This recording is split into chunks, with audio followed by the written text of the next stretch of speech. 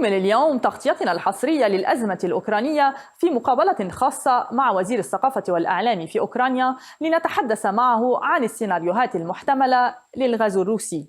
أولكسندر تكانشيكو هو صحفي أوكراني مدير 1+1 ميديا جروب، سياسي ووزير للثقافة والإعلام منذ عام 2020. تابعوا مقابلته الآن مع مراسلتنا مارينا شانكوفا. Mr. Alexander, now the eyes of the whole world are fixed on Ukraine, on the disturbing events that are unfolding here. Our today's conversation will be heard by people in countries that are very far from Ukraine.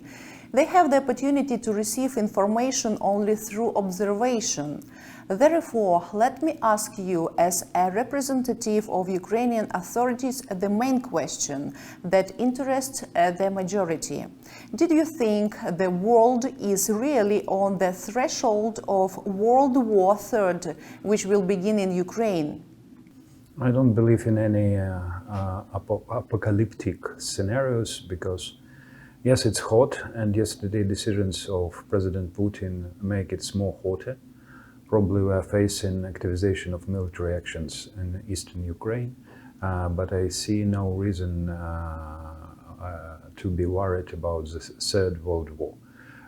Instead, what we are focusing on is to unite world direction on aggression in Ukraine and to expand sanctions against aggressive policy of Russia. Mm-hmm. How can you comment on Vladimir Putin's recent recognition of Donetsk and Lugansk regions as the part of territory of the Russian Federation? It's of course clear message that with whom we have war. We directly have now war with Russia. We were talking about this for 8 years. Now it's legally recognized by Moscow, so what we are facing is to bring unity within the country, to help our military forces to defend our land, and to prepare to all scenarios of actions that can be taken by Russia. As the Minister of Culture and Information Policy, you have now a huge responsibility. After all, the current war, Russia's aggression on Ukraine, has all the hallmarks of hybrid war, and the manipulation has become a real weapon today. What activities do you and your team are joining in these information wars? We created several tools on which are working now. From yesterday, we imposed daily briefings 4 times a day from Ukrainian officials within our platform UA Together in Ukraine form. So it's a bridge for making public statement, and we ask all media society, first of all, to keep eye on what Ukrainian officials are saying. Secondly, we have the Center for Strategic Communication and Fighting Disinformation, which provide on daily basis several times information about fakes, manipulation, and so on. But as soon as we're living in hybrid war, we need to take into consideration that even President Putin participated in this hybrid war. His yesterday's statement about history, it's clear manipulation and fakes. In one of your recent appeals, you pointed out that panic among the population is one of the goals of the enemy. Panicking will help the enemy, you said. Do you still think that the population has no reason to panic, and how you can advise reacting to alarming messages?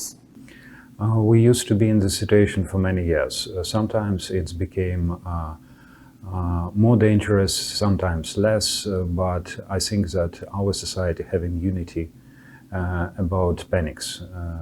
But that's why, to avoid any chaos and panics, we are trying to provide as much as we can quickly any feedbacks, any information coming from official sources, that population can be in the line of what government is doing. What is the government plan in case of an attack on Kyiv? I do not see any reason and I'm rely on what our military officials are saying. that there are no resources of Russia to attack Kiev. And if we believe in their historic claims, how they can attack our Orthodox churches from where history also of Russia started? Russians were doing nuclear exercises. Are you afraid of any nuclear attack? And what kind of attack can you predict? I think that first of all we can expect something more activization of militaries in eastern Ukraine. In any other exercises, we do not have any information that confirms such threat.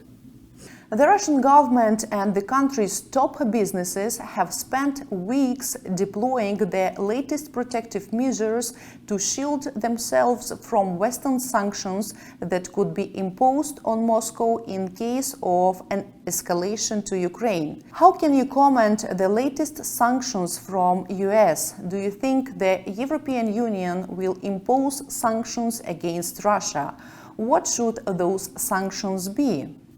Our diplomats are working now on the package of sanctions which they are going to propose to our allies. I think the latest sanctions coming from US against Law is a little bit strange because it doesn't help really. Any real sanctions like sanctions against Russian Central Bank or switching off SWIFT or others which diplomats are aware more than I think is more relevant to current situation. So you are waiting for more...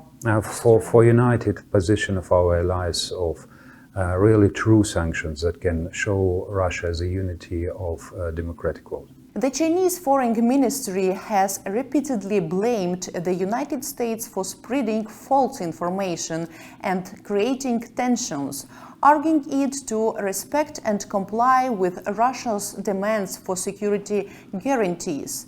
If the Chinese will support Russia in case of an attack, what will they gain from this?